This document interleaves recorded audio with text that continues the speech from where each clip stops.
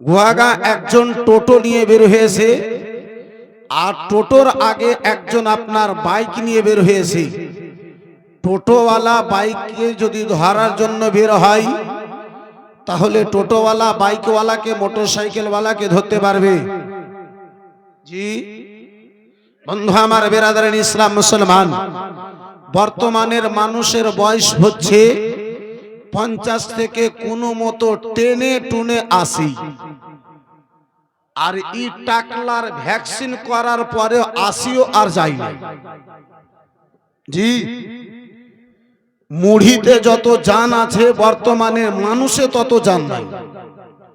মুড়িকে যদি পানিতে আপনি ডুবান, তাহলে ওই মুড়িটা যতক্ষণে আপনার গোলে নরম হবে, তার চাইতে পূর্বে মানুষ এখনকার নরম হয়ে যাচ্ছে ওই ভ্যাকসিন করার পরে।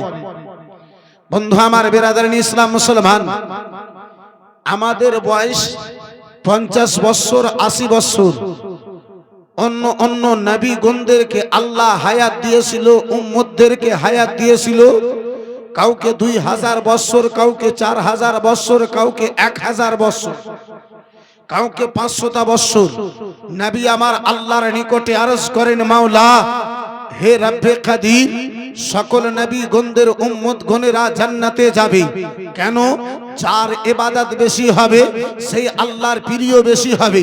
হে রব্বুল আলামিন, যার নিকটে নামাজ বেশি হবে সেই আল্লাহ তোমার জান্নাতে যাবে। এই বন্ধু আমার, বেরাদারান ইসলাম মুসলমান, যেই 500 বছর ধরে ইবাদত করেছে সেই ব্যক্তি 20 বছর ইবাদত করবে, তার ইবাদতের মোকাবলা কি করে হতে পারে? যেই 2000 বছর ধরে ইবাদত করেছে, যেই আপনার 20 বছর ইবাদত করবে, সেই 2000 ইবাদতের মোকাবলা খানা কি করে হতে পারবে? নবী আমার বলেন, মাওলা তোমার ওই উম্মত গণেরা, তোমার নবীর উম্মত গণেরা, ওই তোমার বান্দা গণেরা জান্নাতে চলে যাবে, আমার উম্মত কি মাওলা জান্নাতে যাবে না? বলে মাহবুব কেন? বলে রব্বুল আলামিন আমার উম্মত 20 বছর বাঁচবে, আমার উম্মত 80 বছর বাঁচবে, আমার উম্মত 100 বছর বাঁচবে। মুসা নবীর উম্মত 200 বছর বেঁচেছে, ইব্রাহিমের উম্মত 2000 বছর বেঁচেছে, কোন নবীর উম্মত 500 বছর বেঁচেছে।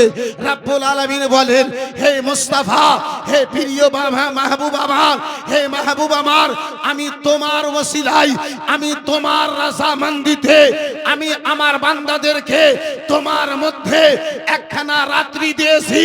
হে মুস্তাফা, যেই ব্যক্তি, যে আমার বান্দা, যে তোমার উম্মত, ওই রাত্রিখানা জেগে ইবাদত করে নেবে, মুসা নবীর উম্মতের ইবাদত করা চাইতে এক রাত্রিতে সেই বেশি আমাকে রাজি করে নেবে। সুবহানাল্লাহ, নারে তাকবীর।